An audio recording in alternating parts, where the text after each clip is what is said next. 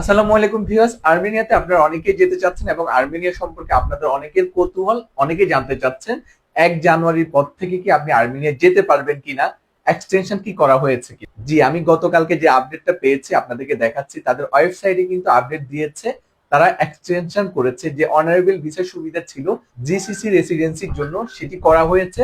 তবে দুঃখজনক হলো সত্য, সেখানে বাংলাদেশি ন্যাশনালিটির নাম নেই। ইটস মিনস বাংলাদেশি ন্যাশনালিটিরা অনারেবল ভিসার সুবিধা পাবে না, যদিও তাদের এমিরাত আইডি থাকে বা জিসিসি রেসিডেন্সি থাকে।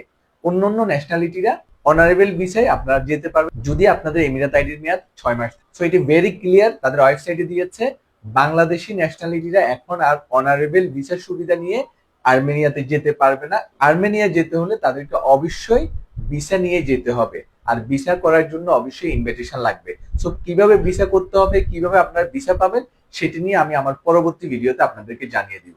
ধন্যবাদ সবাইকে।